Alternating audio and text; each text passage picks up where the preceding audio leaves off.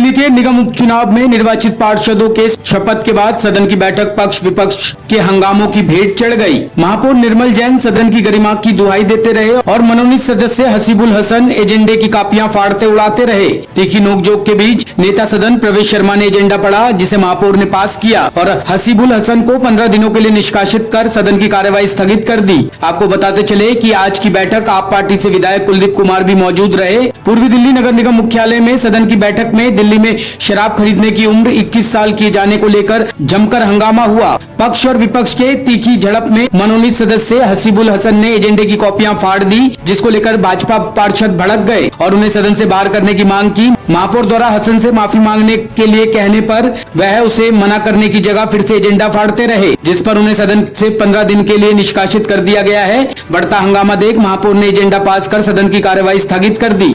दिल्ली के लोगों को कूड़े के ढेर में ढकेल दिया।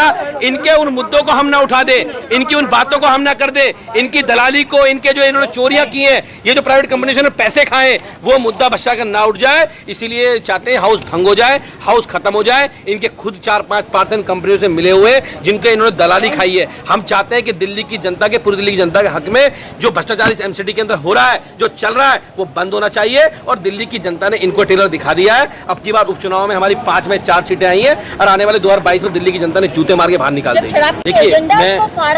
देखिए मैं एक बात कहना चाहता हूं कि इनको पता नहीं है, इनके लिए काला अक्षर भैंस बराबर वाली बात है। इनको पता नहीं एक्साइज पॉलिसी क्या है। मैं आपको बता दूं एक्साइज पॉलिसी क्या है। एक्साइज पॉलिसी ये है कि दिल्ली के अंदर एक ऐसा नेक्सस बनाया हुआ है, उसमें भाजपा के लोग भी शामिल हो सकते हैं, जिन्होंने एक ही जगह पे एक विधानसभा के अंदर एक वार्ड में 20-20, 25-25 ठेके खोले हुए हैं। सरकार ये चाहती है कि ये एक जगह जो ठेका इकट्ठे हुए हैं ये खत्म हो और ये दिल्ली के अंदर नेक्सस फैला हुआ है। जो आज आदमी दारू पी के नकली दारू जो हरियाणा सप्लाई हो रही है और राज्य सप्लाई हो रही है, जो लोग उससे मर रहे हैं वो ना मरे। और दिल्ली की एक्साइज पॉलिसी को और सरल किया गया है। पहली बात बता दूं आपके चैनल को, दिल्ली में कोई भी नया ठेका नहीं खोला गया है। ये भाजपा वाले भ्रम फैला रहे हैं। दिल्ली के अंदर जितने ठेके थे उतने ही रहेंगे और जब तक आम आदमी पार्टी की सरकार दिल्ली में है, जितने ठेके दिल्ली में पहले थे उतने ठेके रहेंगे, बल्कि और उनको सुदृढ़ किया जाएगा, ठीक किया जाएगा, ताकि हमारी मां बहन बेटियां जो उनके बाहर से निकलती हैं वो वहां से निकल पाए। दूसरी बात उम्र को लेकर जो है, आप उत्तर प्रदेश में बाबा जी की सरकार है, राम राज्य आ चुका है उत्तर प्रदेश में,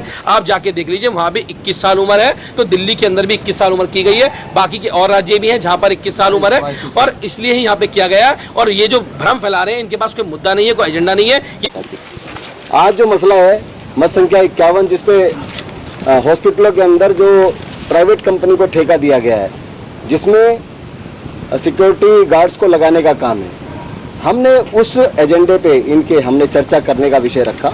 हमने कहा उस पर चर्चा कराइए, लेकिन उस चर्चा से भारतीय जनता पार्टी भागना चाहती थी, क्योंकि उस कंपनी पे तरह तरह के एलिगेशन लगे हैं। आइए देखिएगा आप, उस पर एलिगेशन है कि वो कर्मचारियों को जितनी पगार फिक्स होती है उतनी पगार देना नहीं चाहता। उसे 3 कंपनियों का नाम पास हुआ। इस पे एक बार एमसीडी की विजिलेंस कमेटी ने, ये देखिएगा, एमसीडी की विजिलेंस कमेटी ने इसको 10 तारीख को 10/6/2010 को बाकायदा इसको ब्लैक लिस्ट किया कंपनी को। लेकिन उस कंपनी को टेंडर देने के लिए, उस कंपनी को काम देने के लिए, उसकी भ्रष्टाचार की कमाई को खाने के लिए ये बात नहीं करना चाहते थे। देखिए तमाम अखबारों के अंदर ये खबरें लगी हैं, सुरक्षा ठेकों को लेकर फर्जी शिकायत करने वाली निजी सुरक्षा। इन्होंने अधिकारियों का स्टिंग करने का काम किया। मतलब जो काम इनका नहीं है, इन्होंने सुरक्षा देने का काम इनका है, निगम के अधिकारियों को, निगम के ऑफिसों को, निगम के प्रेमिसेस को। लेकिन इन्होंने दूसरा काम किया, इन्होंने दलाली का काम किया, इन्होंने अंदर की खबरों को बाहर निकालने का काम किया। ये कंपनी ब्लैक लिस्टेड कंपनी है, जिसको एमसीडी की विजिलेंस कमेटी ने ब्लैक लिस्टेड किया था, जिसकी एमसीडी के कमिश्नर के पास बाकायदा इसका नोटिस पहुंचा हुआ है 10/6/2010 के अंदर। लेकिन उसके बावजूद इन्होंने सब चीज़ों को नज़रअंदाज करते हुए इससे बहुत मोटी रकम भ्रष्टाचार की ले ली है। और उस भ्रष्टाचार की रकम को कमाने के लिए इन्होंने इस हाउस को ना चलने देने का भारतीय जनता पार्टी का अपना मैनिफेस्टो था, अपना एजेंडा था, जो उन्होंने पूरा कर लिया। लेकिन हमने सदन में भी ये बात कही है कि हम मत संख्या 51 का विरोध करते हैं, जो कि ये कंपनी को है। इनको सिविल डिफेंस वॉलंटियर्स को नौकरी देनी चाहिए थी, जो कि सरकार से जुड़े हुए हैं।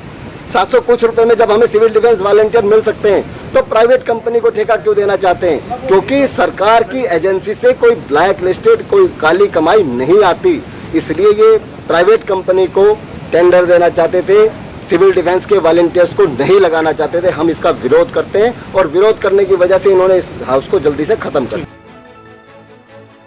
टॉप स्टोरी ब्यूरो के लिए दिल्ली से रवि डालमिया की रिपोर्ट।